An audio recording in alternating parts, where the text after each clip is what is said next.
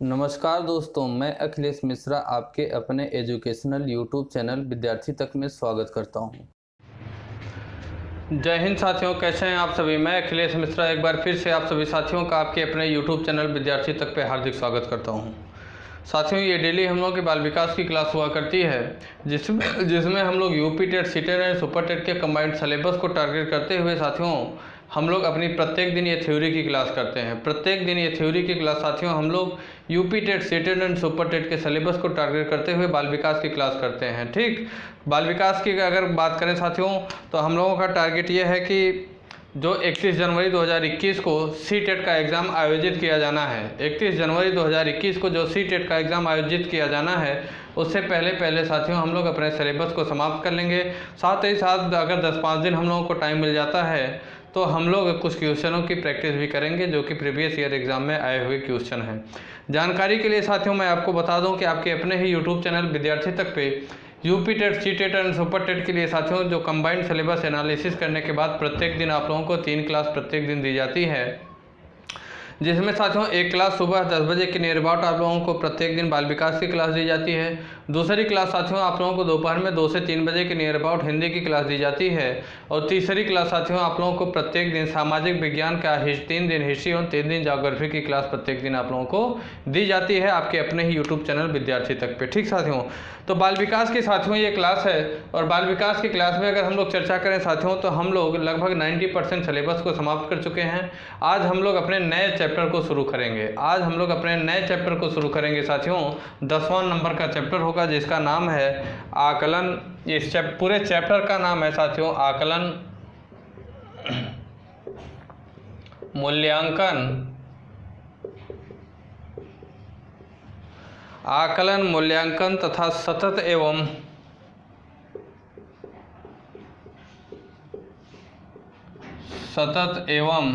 व्यापक मूल्यांकन।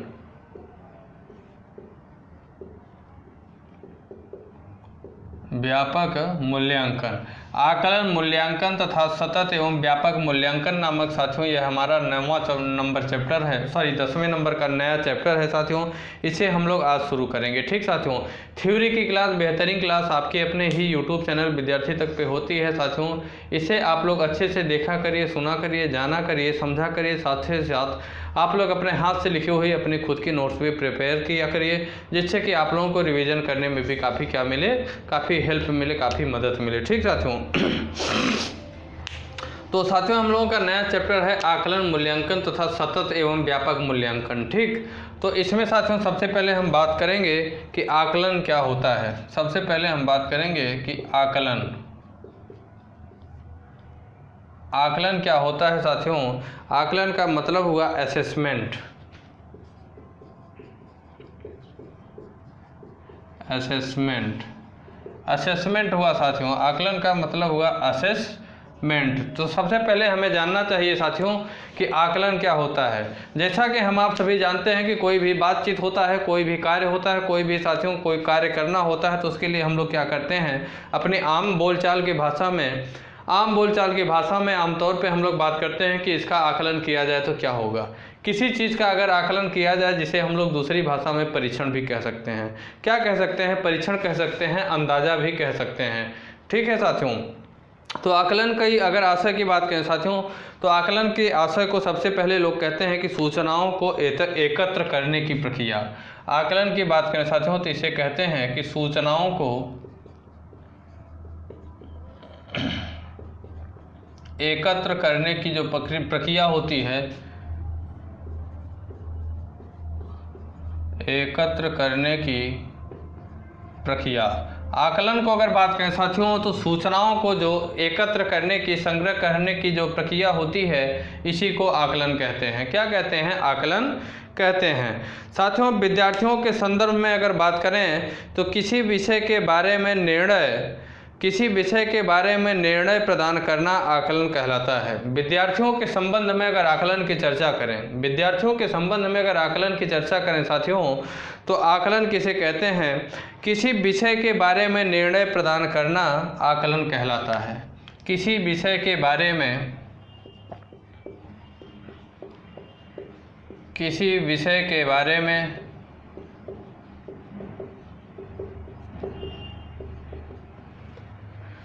निर्णय प्रदान करना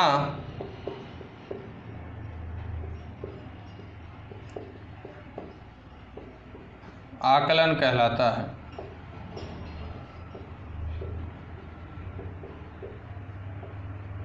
किसी विषय के बारे में साथियों एनालिसिस करने के बाद, सूचनाओं को एकत्र करने के बाद, सूचनाओं को संग्रह करने की जो प्रक्रिया होती है आकलन होता है। और इन सूचनाओं को एकत्र करने के बाद साथियों, संग्रह करने के बाद उस विषय पे, उस सब्जेक्ट के बारे में जो निर्णय प्रदान किया जाता है, क्या किया जाता है, जो निर्णय प्रदान किया जाता है साथियों, इसी को क्या कहते हैं, इसी को आकलन कहते हैं।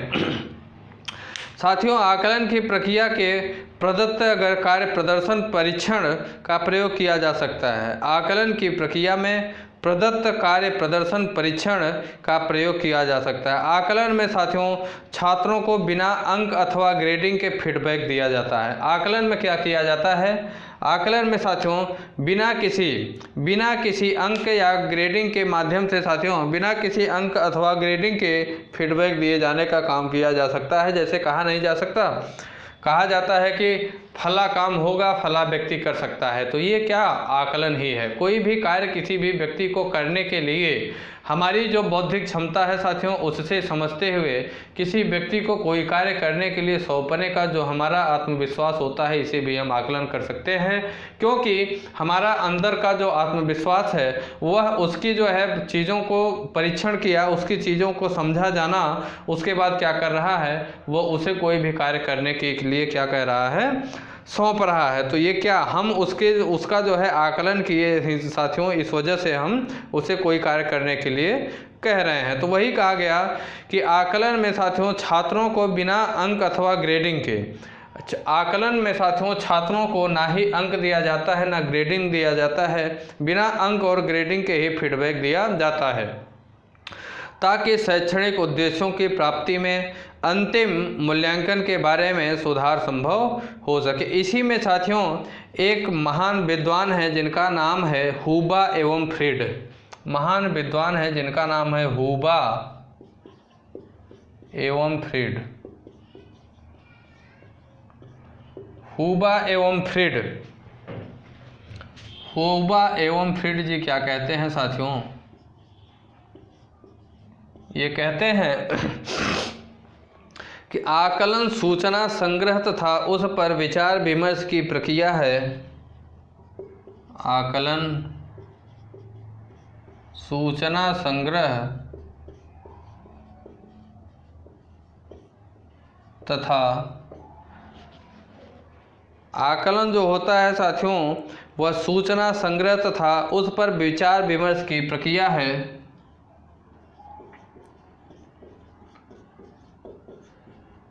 विचार विमर्श की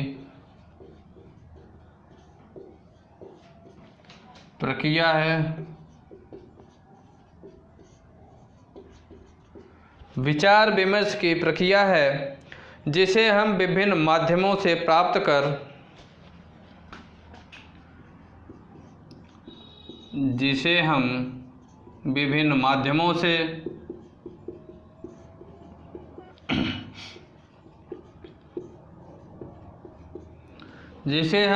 माध्यमों से प्राप्त कर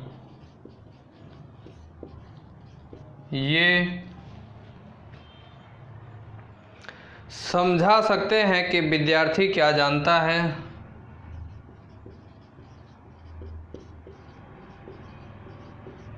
सकते हैं कि विद्यार्थी क्या जानता है, समझता है,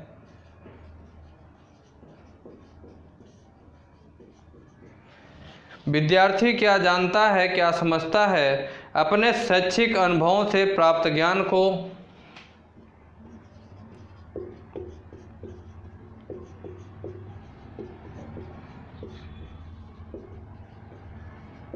अपने शैक्षिक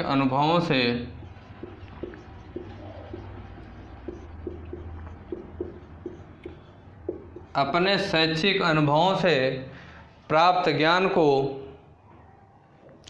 परिणाम के रूप में व्यक्त कर सकता है।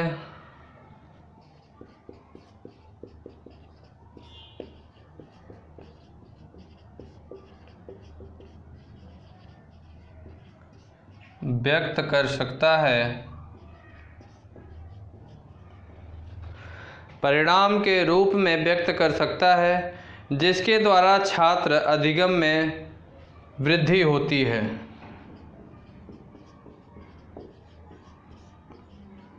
जिसके द्वारा छात्र अधिगम में वृद्धि होती है।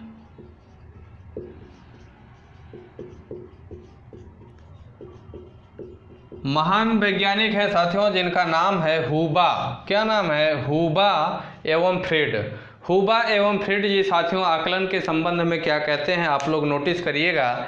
ये कहते हैं साथियों कि आकलन जो होता है वो सूचना संग्रह तथा उस पर विचार विमर्श करने की प्रक्रिया होती है।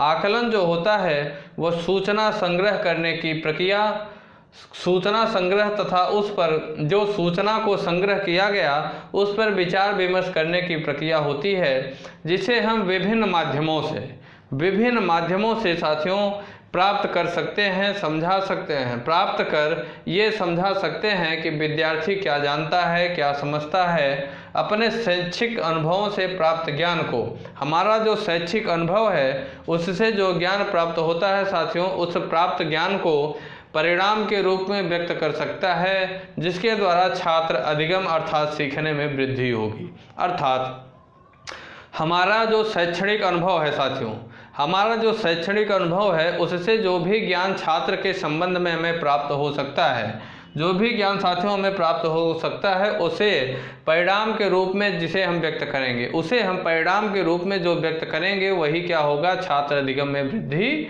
होती है। ये कथन कौन कहता है साथियों? हुबा एवं फ्रेड वैज्ञानिक हैं, ये कहते हैं। ठीक साथियों, अगली बात अगर करें साथियों तो एक और महान विद्वान है जिनका नाम है इरविन। इरविन जी साथियों आकलन के संबंध में क्या कहते हैं हम लोग उसे भी देखेंगे। इरविन जी कहते हैं साथियों कि आकलन छात्रों के अधिगम एवं विकास का व्यवस्थित आधार का अनुमान है। आकलन छात्रों के अधिगम एवं विकास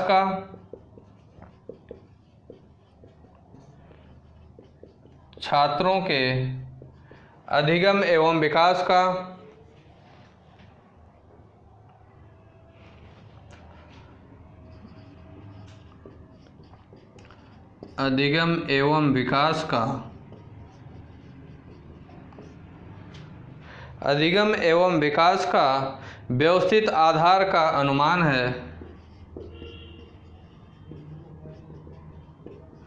व्यवस्थित आधार का अनुमान है।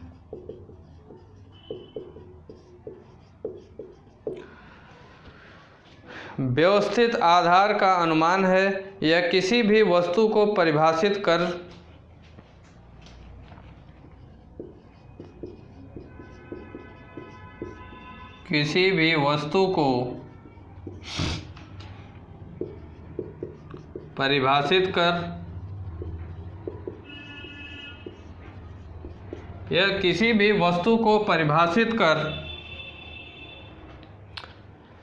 चयन रचना संग्रह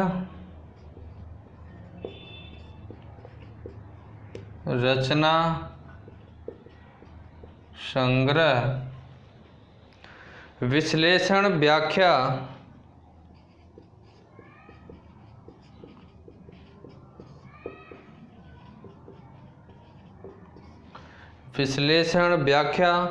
तथा सूचनाओं का उपयुक्त प्रयोग कर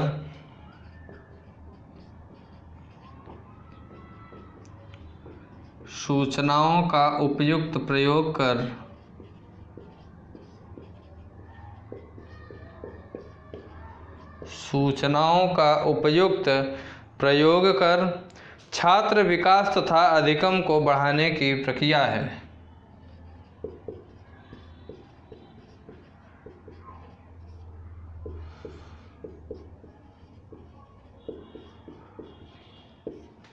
छात्र विकास तथा अधिगम को बढ़ाने की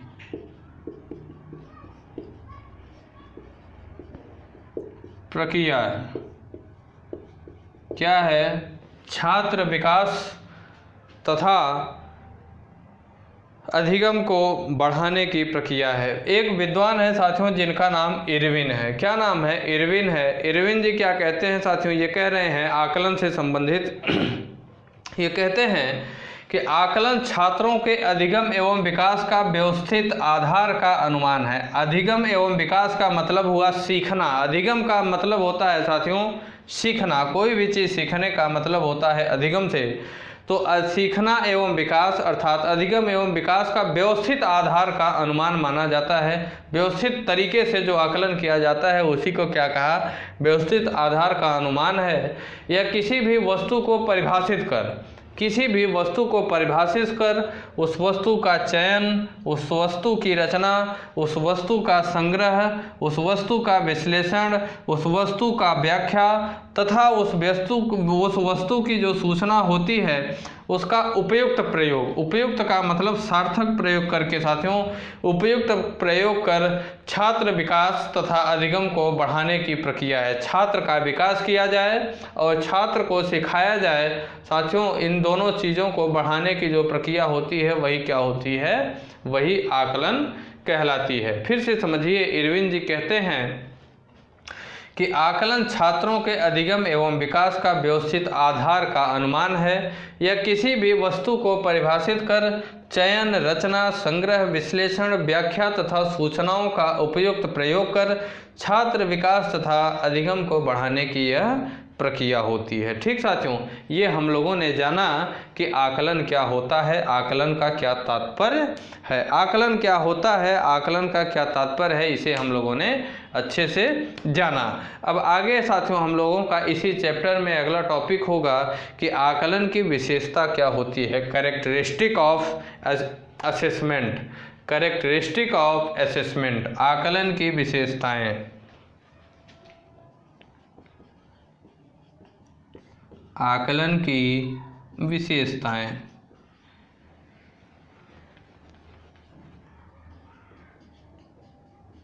आकलन की विशेषताओं के संबंध में हम बात करें साथियों तो क्या कहा जाता है? साथियों आकलन द्वारा हम यह ज्ञात कर सकते हैं साथियों कि बालक ने शिक्षण के अंत में वास्तविक अर्थों में क्या क्या सीखा है। जब वह शिक्षण प्राप्त किया तो उस शिक्षण के अंत में साथियों वास्तविक अर्थों से क्या क्या सीखा। एक अच्छे आकलन के 5 गुणों का होना आवश्यक होता है। एक जो अच्छा आकलन होता है साथियों उसमें 5 गुण का होना आवश्यक होता है। कौन कौन सा गुण होता है? पहला गुण होता है साथियों विश्वसनीयता। आकलन में 5 चीज़ों का होना अत्यंत आवश्यक है। कौन कौन सी? पहले नंबर पे होता है साथियों विश्वसनीयता। आपके आकलन में विश्वास होना चाहिए। दूसरी बात वैधता का मतलब वह निश्चित आकलन होना चाहिए। तीसरा साथियों मानकीकरण होता है। चौथा होता है व्यावहारिकता और 5वां और अंतिम होता है साथियों उपयोगिता की। वो आपके आकलन की कुछ न कुछ उपयोगिता भी होनी चाहिए, सार्थक आकलन होना चाहिए। तो साथियों क्या कहा गया कि एक अच्छे आकलन के 5 गुणों का होना आवश्यक है और शिक्षक को छात्रों का आकलन करने से पूर्व यह ज्ञात कर लेना चाहिए साथियों कि आकलन इन गुणों को पूरा कर रहे हैं या आकलन ये गुण की विशेषता नहीं है। तो साथियों ये आकलन की बात करें तो हम लोग एक एक करके इसके भी बारे में थोड़ा सा समझने की कोशिश करेंगे। तो जो विशेषता होती है, पहली विशेषता साथियों कौन सी? विश्वसनीयता।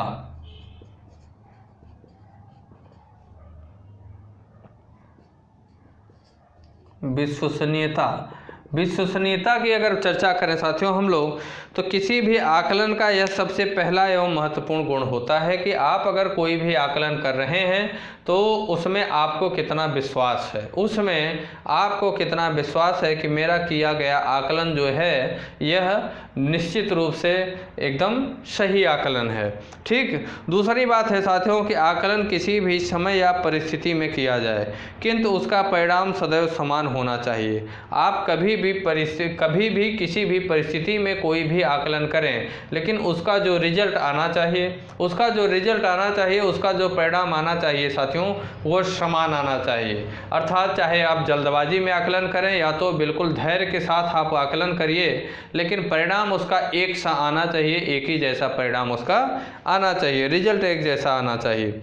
साथियों, यह विश्वसनीयता कहलाता है। अगली अगर बात करें तो विश्वसनीय सामग्री वही है जिसमें एक स्तर के विद्यार्थी पुनः पुनः परीक्षा में लगभग एक समान उत्तर देते हैं। अर्थात यह कहा गया कि एक ही जैसी परीक्षा में आपका जो आकलन किया गया तो उसका साथियों यह माना जाएगा कि एक ही जैसी परीक्षा में बार बार जो परीक्षार्थी है साथियों, बार बार जो परीक्षार्थी हैं वह परीक्षा में लगभग एक समान अंक, लगभग एकदम एक्यूरेट नहीं कहा जा रहा है, लगभग एक समान अंक प्राप्त करते हैं या लगभग एक समान उत्तर देते हैं, तो यह क्या होती है, विश्वसनीयता की सामग्री मानी जाती है। शिक्षक किसी भी योग्यता का हो आकलन प्रायः एक ही समान होना चाहिए। अगर शिक्षक द्वारा एक ही आकलन हेतु अलग अलग अंक प्रदान किए जा रहे हैं तो ऐसा आकलन विश्वसनीय नहीं कहा जा सकता। अर्थात शिक्षक के द्वारा जो भी आकलन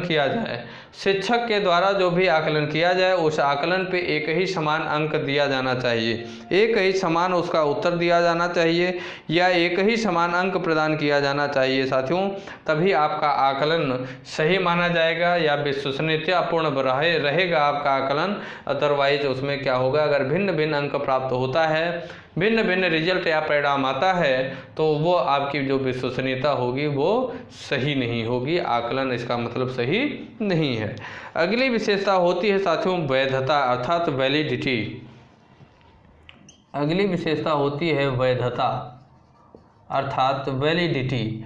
वैधता की अगर चर्चा करें साथियों तो वैध आकलन वही होता है जो वास्तव में उन्हीं उद्देश्यों का आकलन करे जिस उद्देश्य के लिए उसका निर्णय किया गया है। आकलन का मतलब साथियों वैध आकलन वही माना जाता है, वैध आकलन वही माना जाता है कि जो वास्तव में उनके उद्देश्यों का पालन, उस उद्देश्यों का साथियों आकलन करे जिस उद्देश्य के लिए उसका निर्माण किया गया है, जिस उद्देश्य के लिए साथियों आकलन किया जा रहा है, जिस उद्देश्य के लिए आकलन किया जा रहा है वह उद्देश्य पूरा होना चाहिए, वह उद्देश्य क्या हो, पूरा होना चाहिए। अगली बात करें साथियों तो प्रायः शिक्षक ऐसे प्रश्नों को बच्चों से पूछने लगते हैं कि जो प्रामाणिक नहीं होते। जैसे कभी कभी पूछ लिया जाता है साथियों कि यदि छात्रों के कुछ बिंदुओं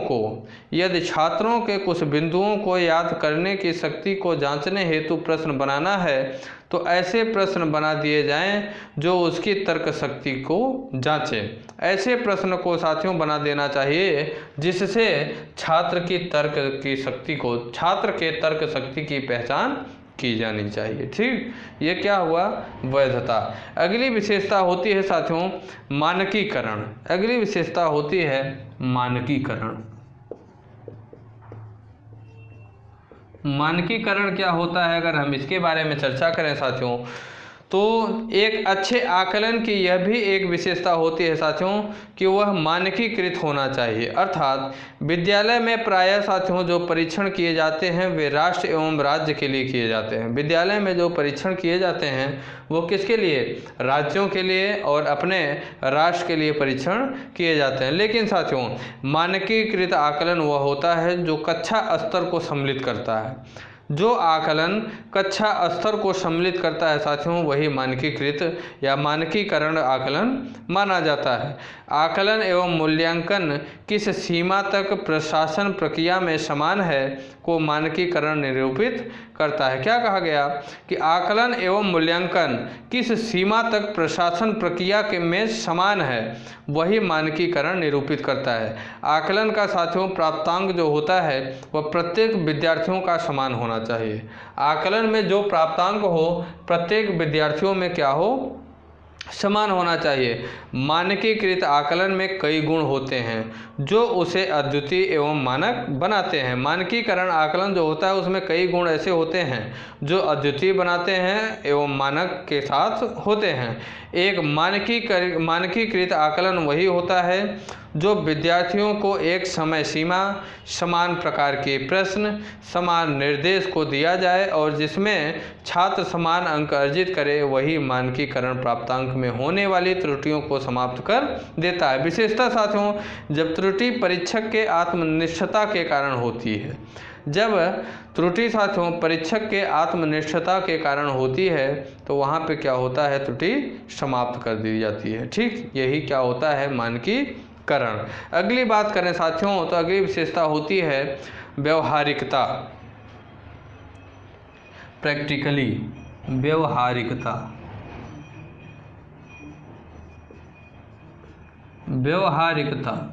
व्यवहारिकता की अगर चर्चा करें साथियों हम लोग तो आकलन, लागत, समय और सरलता, आकलन, लागत, समय एवं सरलता की दृष्टि से वास्तविक, व्यवहारिक एवं कुशल होना चाहिए। क्या होना चाहिए, आकलन, लागत, समय और सरलता की दृष्टि से वास्तविक, व्यवहारिक एवं कुशल होना चाहिए।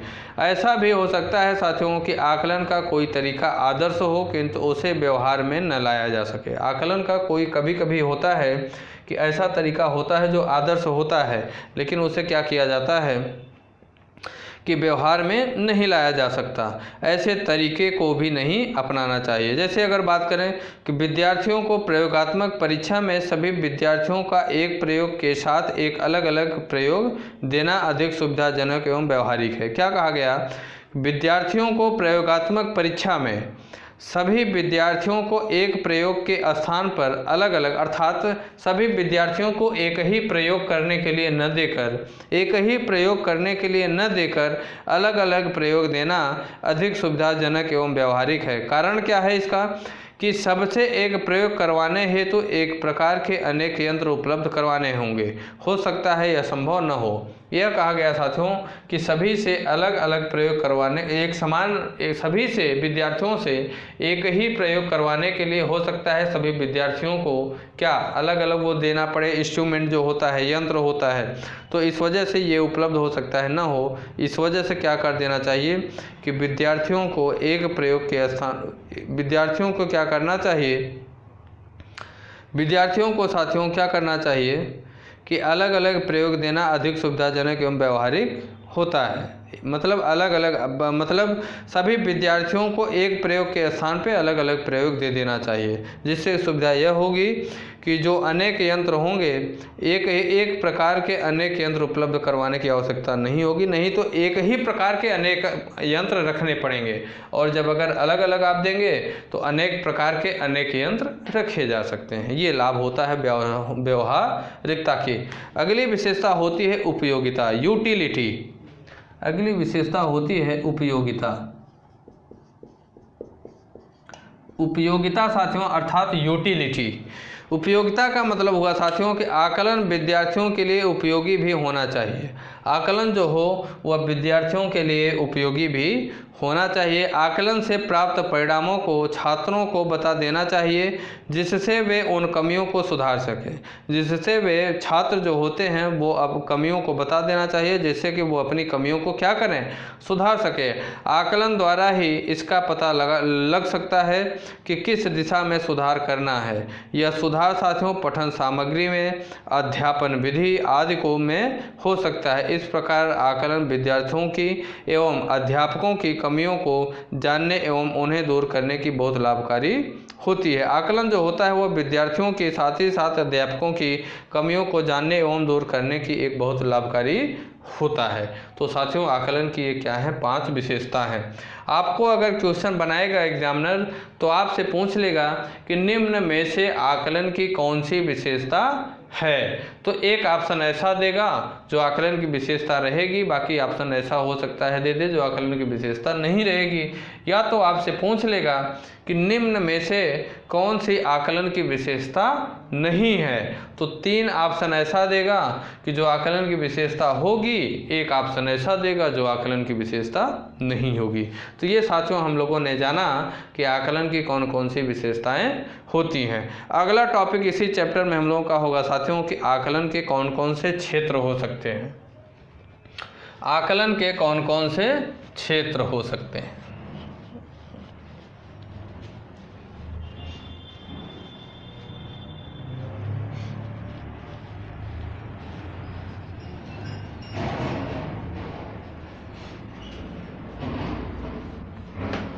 आकलन के कौन कौन से क्षेत्र हो सकते हैं उसे हम लोग जानेंगे।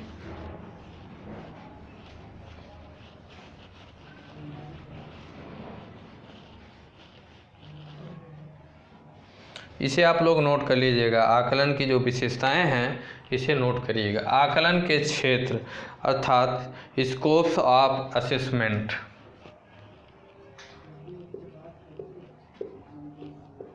आकलन के क्षेत्र, स्कोप ऑफ असेसमेंट लिख लीजिएगा। Scope of assessment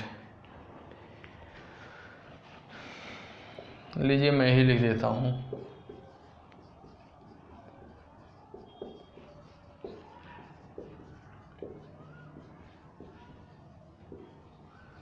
scopes of assessment.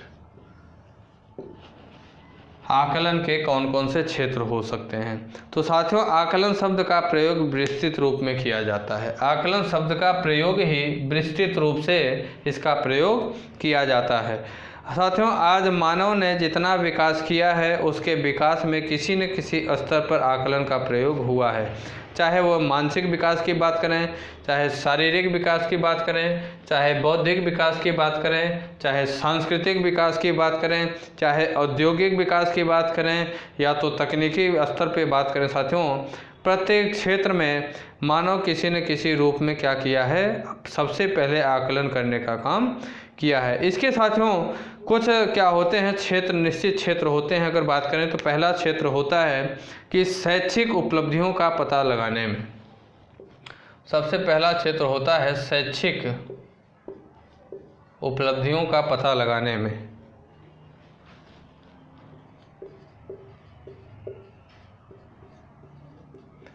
शैक्षिक उपलब्धियों का पता लगाने में। शैक्षिक उपलब्धियों का पता लगाने में अगर बात करें साथियों कि आकलन के क्षेत्र में तो किस प्रकार से आकलन किया जाता है, तो साथियों सबसे पहले यह जानिए कि शैक्षिक उपलब्धियों का पता लगाने में आकलन का कैसे प्रयोग किया जाता है। तो साथियों, छात्रों की जो शैक्षिक उपलब्धियां होती हैं उन उपलब्धियों को ज्ञात करने के लिए आकलन का प्रयोग किया जाता है। शिक्षक छात्रों के साथियों पूर्व उपलब्धियों तथा शिक्षण के समय विभिन्न विधियों के माध्यम से उसका आकलन कर उसे अधिगम स्तर को ज्ञात कर सकता है। जैसे अगर बात करें तो जो शिक्षक होता है साथियों, एक सेकंड,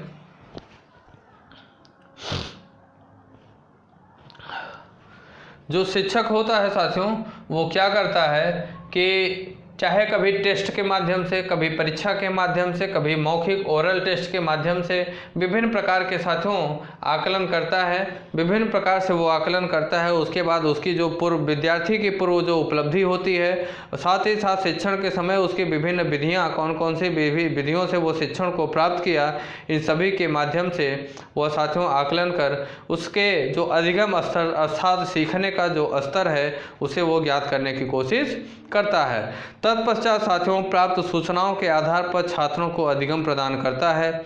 इन सभी सूचनाओं को जब शिक्षक साथियों प्राप्त कर लेता है तो इन सभी सूचनाओं को प्राप्त करने के बाद ही शिक्षक क्या करता है, छात्रों को शिक्षा देने का काम करता है या तो अधिगम प्रदान करने का काम करता है। छात्रों के साथियों अतिरिक्त आकलन का प्रयोग शिक्षक की उपलब्धियों को ज्ञात करने हेतु भी किया जाता है। जो होता है साथियों छात्रों के अतिरिक्त अगर बात करें तो आकलन का प्रयोग शिक्षकों की उपलब्धियों को ज्ञात करने हेतु भी किया जाता है। इस प्रकार आकलन का उद्देश्य छात्रों एवं शिक्षकों के ज्ञान एवं कौशल का पता लगाया जाता है। आकलन का उद्देश्य क्या होता है, छात्रों एवं शिक्षकों के ज्ञान का,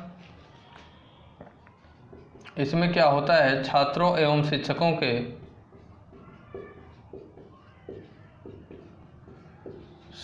के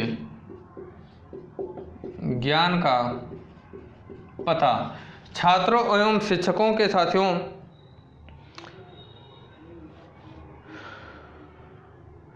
छात्रों एवं शिक्षकों के ज्ञान एवं कौशल का पता लगाता है। छात्रों एवं शिक्षकों के ज्ञान एवं कौशल का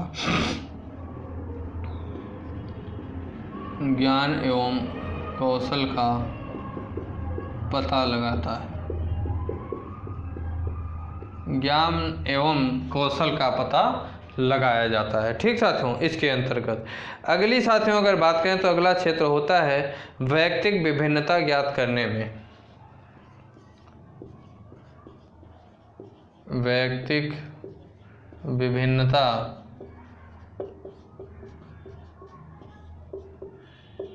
ज्ञात करने में,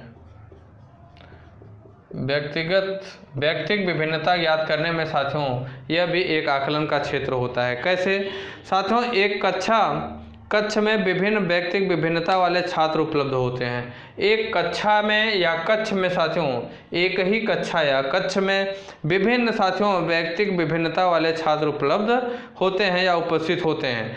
इस वजह से साथियों शिक्षक का कर्तव्य होता है कि वह प्रत्येक छात्र की व्यक्तिगत विभिन्नता को पहचान कर उसे उचित विधि के माध्यम से अधिगम प्रदान कर सके। शिक्षक का यह दायित्व होता है साथियों कि एक ही कक्षा या कक्ष में जो भी भिन्न भिन्न व्यक्तित्व के छात्र उपलब्ध होते हैं उन सभी अलग अलग छात्रों के साथियों जो व्यक्तिगत विभिन्नता है उसे जाने, समझें और पहचानें और उनकी जो व्यक्तिगत विभिन्नता है उसके अनुरूप उसी के अनुसार क्या करें, उसी के अनुसार उन्हें अधिगम देने का काम करें या शिक्षा देने का या सिखाने का काम करें। साथियों इसके लिए अगर बात करें तो शिक्षक कक्षा में अनेक क्रियाओं एवं गतिविधियों को आयोजित करके उसी माध्यम से साथियों उसकी रुचि, क्षमता एवं योग्यता जानने का प्रयत्न करता है। क्या करता है साथियों, इसमें अनेक क्रियाओं एवं गतिविधियों को आयोजित करता है शिक्षक।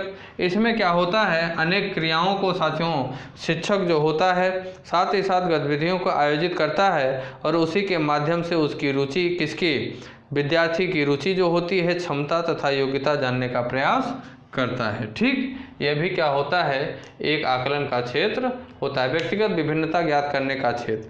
अगला क्षेत्र बात करें साथियों तो वो होता है स्थान निर्धारित करने में। स्थान निर्धारित करने में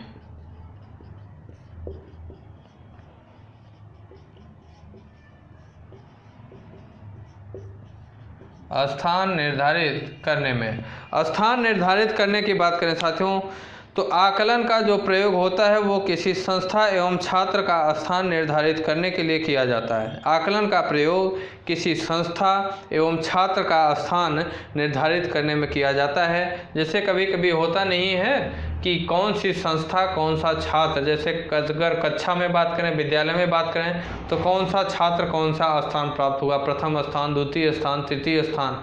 कभी कभी क्या होता है कि कौन सी संस्था की रैंकिंग क्या है, कौन सी संस्था की रैंकिंग क्या है साथियों, इन सभी चीज़ों का निर्धारण स्थान करने में आकलन से ही किया जाता है। कहाँ से, आकलन से ही किया जाता है। तो कहा गया आकलन का प्रयोग विभिन्न संस्थाओं का साथियों जिला स्तर पे, राज्य एवं राष्ट्र स्तर पे स्थान निर्धारित करने के लिए किया जाता है। जो आकलन होता है साथियों उसका प्रयोग विभिन्न संस्थाओं का जिला स्तर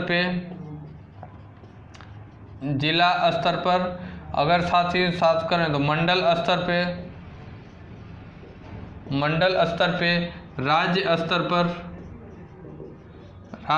पर भी, साथ ही साथ साथियों अगर बात करें तो इंडिया लेवल पे साथियों अर्थात देश स्तर पे भी, किस पे, राष्ट्र स्तर पे, राज्य स्तर पे या तो देश स्तर पे साथियों, राष्ट्र स्तर पे अर्थात जो भी लेवल बनाया जाता है, जो भी लेवल साथियों निर्धारित किया जाता है उस लेवल पे क्या किया जाता है, विभिन्न संस्थाओं का साथियों क्या किया जाता है, स्थान निर्धारित करने के लिए आकलन किया जाता है। आकलन के द्वारा ही साथियों यह भी ज्ञात किया जाता है कि वह संस्थान या छात्र निर्धारित मानकों के उद्देश्यों की पूर्ति कर रहा है या नहीं। छात्र या जो संस्था है जो मानक निर्धारित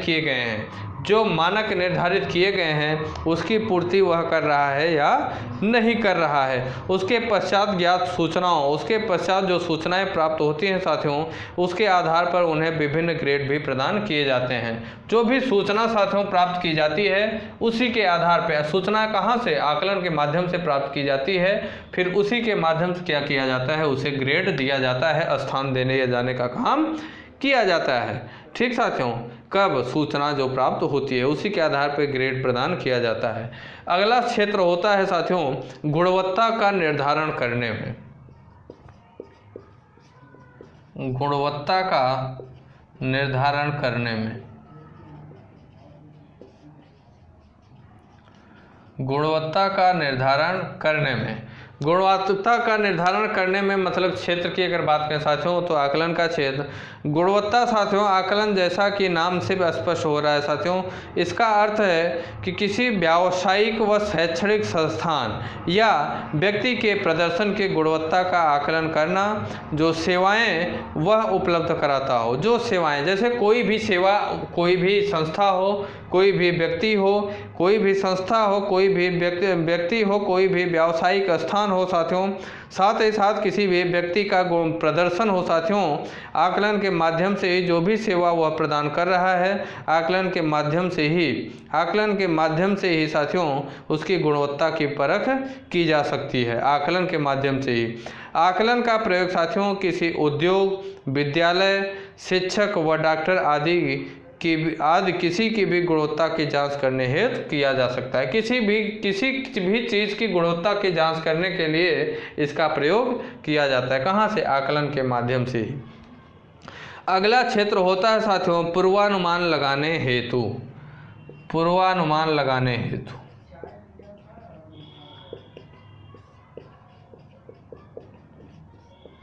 पूर्वानुमान लगाने हेतु पूर्वानुमान की अगर चर्चा करें साथियों, किसकी? पूर्वानुमान की अगर हम बात करें तो साथियों पूर्वानुमान लगाने के लिए भी आकलन का प्रयोग किया जाता है। किसी भी वस्तु या परिस्थिति का आकलन करने के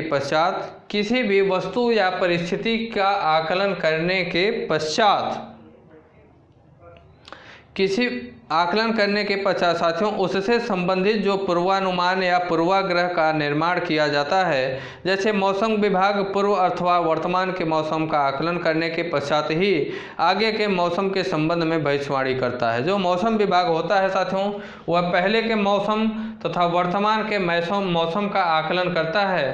पहले के मौसम तथा वर्तमान के मौसम का आकलन करता है। उसके बाद वह क्या करता है? उसके बाद वह आगे के मौसम के संबंध में भविष्यवाणी करने का काम करता है। तो वो क्या करता है? वह एक आकलन ही करता है, आकलन लगाता है। पहले के अनुमान को देखेगा, वर्तमान के अनुमान को देखेगा, इन दोनों के साथियों मौसमों का आकलन करेगा। उसके बाद फिर क्या करेगा? आगे के मौसम के संबंध में भविष्यवाणी करने का काम करता है। ठीक साथियों, अगर बात करें इसी प्रकार एक डॉक्टर अपने मरीज के बताए लक्षणों के आधार पर आकलन करके उसकी बीमारी का पूर्वानुमान लगाकर ही उसका उपचार प्रारंभ करता है। जैसे आप डॉक्टर के यहाँ जाते हैं तो आप डॉक्टर के यहाँ क्या करते हैं? आप अपनी बीमारी को बताते हैं। तो आपकी बीमारी के बताए जाने के बाद डॉक्टर क्या करता है? पूर्वानुमान लगाता है, पूर्वानुमान लगाता है साथियों। तो उसी के आधार पर आकलन करके आपकी बीमारी का आकलन करता है, फिर पूर्वानुमान लगाता है, फिर क्या करता है? वह उपचार प्रारंभ करता है। आपका क्या करता है? उपचार प्रारंभ करता है। तो ये साथियों आकलन के क्षेत्र हैं। एग्जामिनर क्वेश्चन पूछेगा तो आपसे बोलेगा कि निम्न में से कौन से क्षेत्र आकलन के क्षेत्र माने गए हैं? निम्न में से कौन से क्षेत्र आकलन के क्षेत्र हैं? या पूछेगा निम्न में से कौन से क्षेत्र आकलन के क्षेत्र नहीं है? तो कौन कौन से क्षेत्र हो गए साथियों आकलन के? पहला क्षेत्र हुआ शैक्षणिक उपलब्धियों का पता लगाने में। दूसरा क्षेत्र हुआ व्यक्तिगत विभिन्नता ज्ञात करने में। तीसरा क्षेत्र हुआ स्थान निर्धारित करने में। चौथा क्षेत्र हुआ गुणवत्ता का निर्धारण करने में। पांचवा क्षेत्र हुआ पूर्वानुमान लगाने में। ये सभी क्या हुए? आकलन के क्षेत्र हुए। अगली साथियों हम लोग चर्चा करेंगे कि आकलन का महत्व क्या होता है। अगली चर्चा करेंगे, मोस्ट इंपॉर्टेंट चीज़ें हैं, इसमें कुछ पॉइंट हैं साथियों, मैं आपको लिखवाऊंगा, उसे आप लोग अपनी नोटबुक में लिखिएगा। वहाँ से क्वेश्चन अक्सर एग्जामिनर पुटअप करता है, वहाँ से अक्सर एग्जामिनर जो होता है वह क्वेश्चन आपसे पूछता है। ठीक, कि आकलन का महत्व क्या होता है, आकलन का महत्व क्या होता है, अर्थात इम्पोर्टेंस ऑफ असेसमेंट।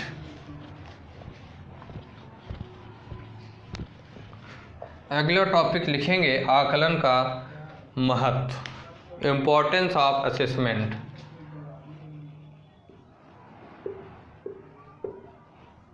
आकलन का महत्व।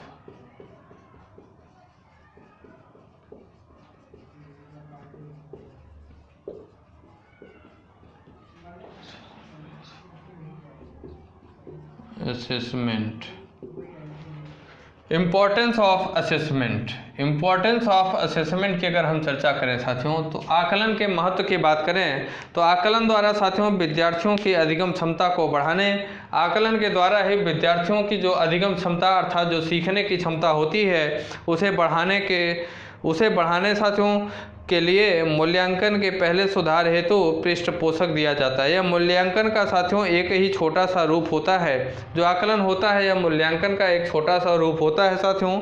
इसे हम कुछ विभिन्न प्रकार से इसके महत्व को हम जानने की कोशिश करेंगे। तो पहला जो महत्व होगा साथियों वो क्या होगा, इसे सभी लोग आप लोग अपनी नोटबुक में हर हाल में नोट करिएगा। पहला महत्व होता है साथियों अधिगम के लिए गुणवत्तापूर्ण वातावरण निर्मित करने के लिए, अधिगम के लिए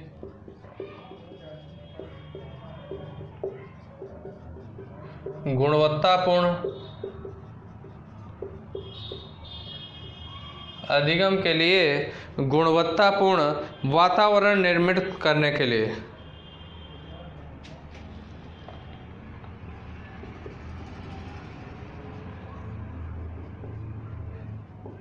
निर्मित करने के लिए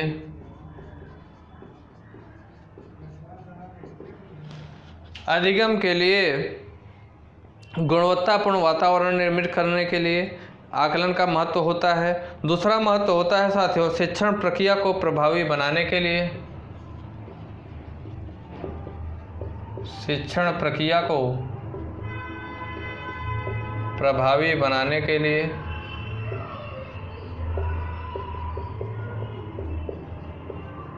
शिक्षण प्रक्रिया को प्रभावी बनाने के लिए आकलन का महत्व है। तीसरा महत्व हुआ साथियों शिक्षक एवं छात्र के स्व मूल्यांकन के लिए,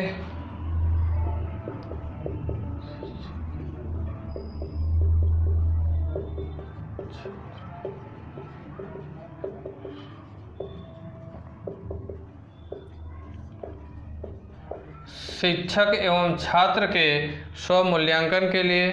चौथा साथियों महत्व है छात्र की प्रगति का पता लगाने के लिए,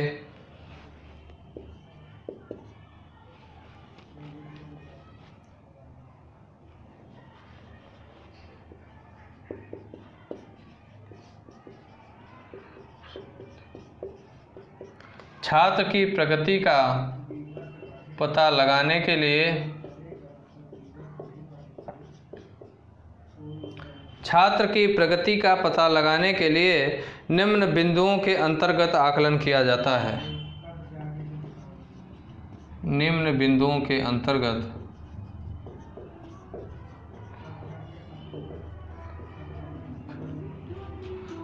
आकलन, निम्न बिंदुओं के अंतर्गत आकलन कौन सा उस बिंदु होता है साथियों, पहला वो होता है विद्यार्थी ने क्या सीखा है, विद्यार्थी ने क्या सीखा है, ये बिंदु होता है। अगला बिंदु होता है, सभी को नोट करते जाइएगा साथियों, क्या छात्र दैनिक जीवन में नए ज्ञान, क्या छात्र दैनिक जीवन में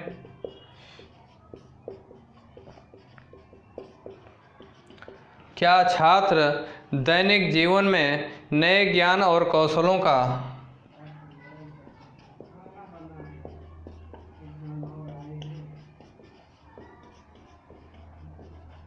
नए ज्ञान और कौशलों का उपयोग कर पा रहे हैं,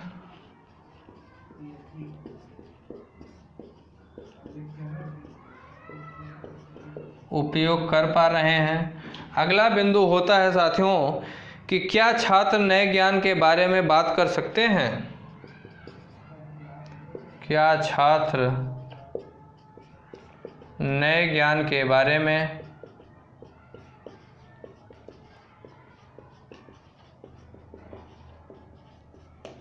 बात कर सकते हैं, क्या छात्र नए ज्ञान के बारे में बात कर सकते हैं। ये साथियों 3 पॉइंट जो होते हैं वो छात्र की प्रगति का पता लगाते हैं। किसका, छात्र की प्रगति का पता लगाने का काम करते हैं आकलन के अंतर्गत। ठीक साथियों, अगले महत्व की अगर हम बात करें साथियों तो अगला महत्व होता है कि वैधानिक पृष्ठपोषण प्रदान करने में, वैधानिक पृष्ठपोषण प्रदान करने में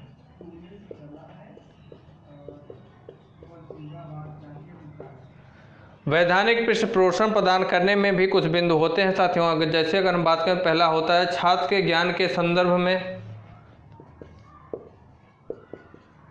छात्र के ज्ञान के संदर्भ में। अगला जो होता है साथियों, पृष्ठपोषण में अगर हम बात करें तो अगला ज्ञान होता है कि छात्र के प्रदर्शन के संदर्भ में,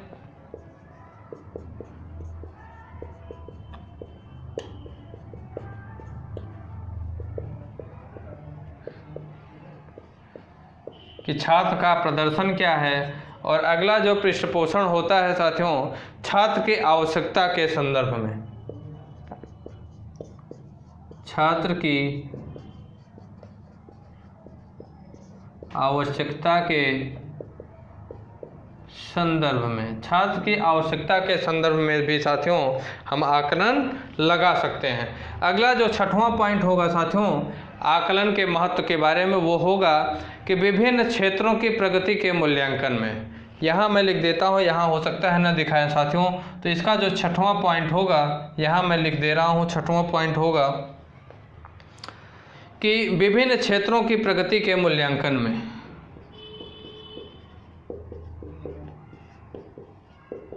विभिन्न क्षेत्रों की प्रगति के मूल्यांकन में, विभिन्न क्षेत्रों की प्रगति के मूल्यांकन में भी कुछ पॉइंट को बताया गया साथियों। क्या किया गया? कुछ पॉइंट को बताया गया। जैसे पहला पॉइंट हुआ कि छात्र की समझ का स्तर ज्ञात करने में, छात्र की समझ का स्तर ज्ञात करने में, छात्र की समझ का स्तर ज्ञात करने में। और अगला साथियों प्रगति के क्षेत्र में होता है कि अधिगम की प्रगति को जानने में, अधिगम अर्थात सीखना, अधिगम की प्रगति को,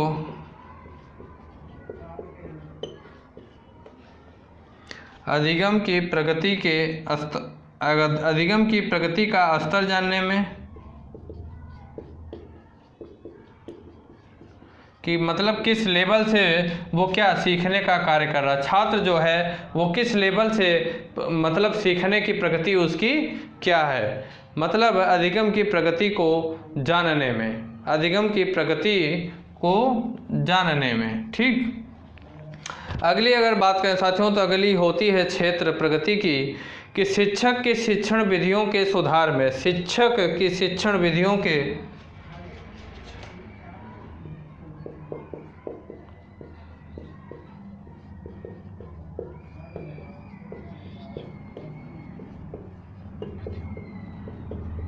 शिक्षक की शिक्षण विधियों के सुधार में।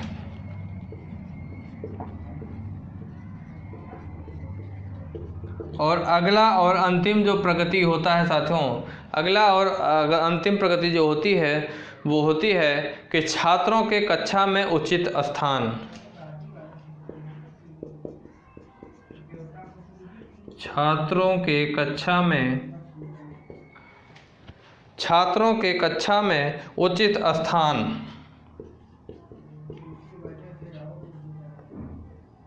उचित स्थान निर्धारण करने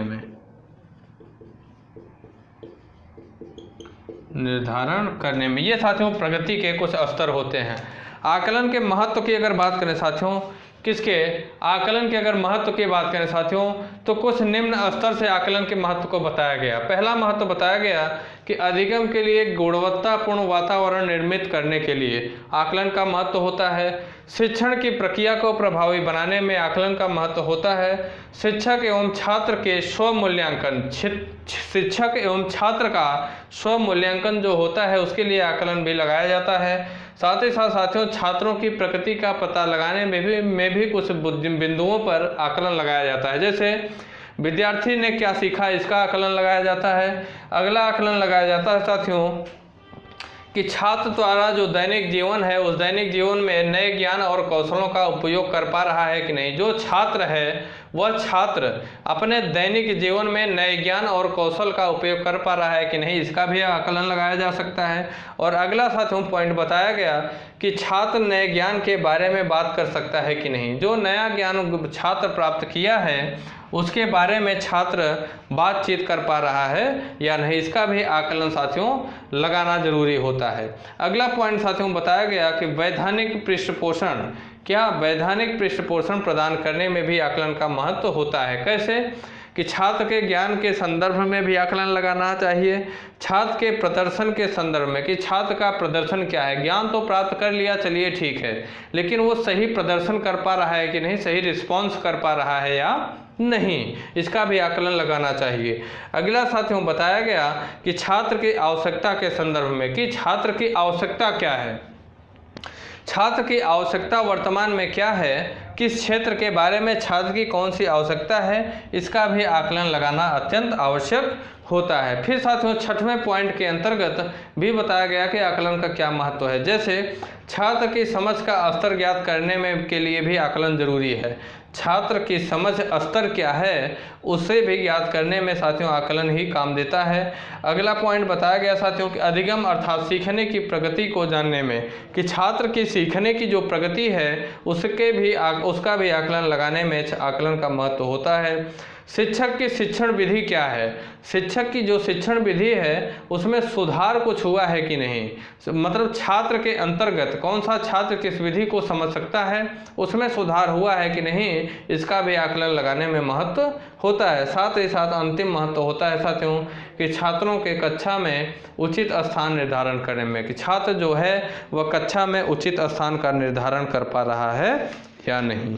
ठीक साथियों, तो ये हमारे क्या है साथियों आकलन के कुछ महत्व हैं, आकलन के महत्व हैं जिसे हम लोगों ने अच्छे से जाना, समझा और पढ़ने का काम किया। ठीक साथियों, तो इसे आप लोग अच्छे से देखिएगा, जानिएगा, समझिएगा, साथ ही साथ पढ़िएगा और अपनी नोटबुक में सभी पॉइंट नोट करिएगा। एग्जामिनर यहाँ से अक्सर क्वेश्चन पूछता है, खास तौर पे सी टेट और सुपर टेट में, खास तौर से यहाँ से question C TET and super TET में अक्सर यहाँ से क्वेश्चन पूछा जाता है। इस वजह से क्लासों को आप लोग शुरू से लेकर लास्ट तक देखिएगा। सभी चीज़ों को आप स्वयं अपने हाथों से आप अपनी नोटबुक में चीज़ों को लिखने का काम करिएगा अगर आप सक्सेस चाहते हैं तो, अदरवाइज आपकी मर्जी है, मैं सिर्फ कह सकता हूँ। ठीक, तो ठीक है साथियों, क्लास कैसी लगी इसकी प्रतिक्रिया कमेंट बॉक्स में कमेंट करके जरूर दीजिएगा आप लोग। दूसरी बात साथियों, क्लास अगर अच्छी लगी हो तो क्लास को लाइक करना आप लोग बिल्कुल मत भूलिएगा। और तीसरी बात यह है साथियों कि अगर आप लोगों का कोई डाउट है, अगर आप लोगों का कोई डाउट है तो आप अपने डाउट को हमारे टेलीग्राम चैनल विद्यार्थी तक से जुड़ें और वहां आप अपने डाउट को हमसे शेयर करिए। मैं किसी अन्य वीडियो के माध्यम से आपके डाउट को दूर करने की पूरी कोशिश करूंगा। ठीक साथियों, और दूसरी बात यह है साथियों कि अगर आप हमारे यूट्यूब चैनल विद्यार्थी तक पे नए हैं तो आप भी हमारे यूट्यूब चैनल विद्यार्थी तक को सब्सक्राइब करना ना भूलें। साथ ही साथ बेल आइकन को भी दबाइए साथियों, जिससे कि आने वाली क्लासों की नोटिफिकेशन या अन्य जो एजुकेशनल रिलेटेड इन्फॉर्मेशन हो वो आपके पास आसानी से पहुंच सके। ठीक साथियों एक रिक्वेस्ट और है कि आप जो भी सोशल मीडिया पैट है, आपकी जो भी सोशल मीडिया यूज़ करते हैं साथियों, चाहे फेसबुक हो, व्हाट्सअप हो, इंस्टाग्राम हो, टेलीग्राम हो, प्रत्येक जगह क्लासों को ज़्यादा से ज़्यादा शेयर किया करिए। प्रत्येक जगह क्लासों को ज़्यादा से ज़्यादा शेयर किया करिए, जिससे कि आपके अपने यूट्यूब चैनल विद्यार्थी तक से अन्य विद्यार्थी भी जुड़ सकें और वो भी इन क्लासों का लाभ प्राप्त कर सकें। ठीक साथियों, तो ठीक है, फिर क्लास को ओवर करते हैं। जय हिंद, जय भारत। दोस्तों, अगर आप हमारे YouTube चैनल विद्यार्थी तक पे नए हैं तो लाइक करें, सब्सक्राइब करें और बेल आइकन को दबाना ना भूलें। धन्यवाद।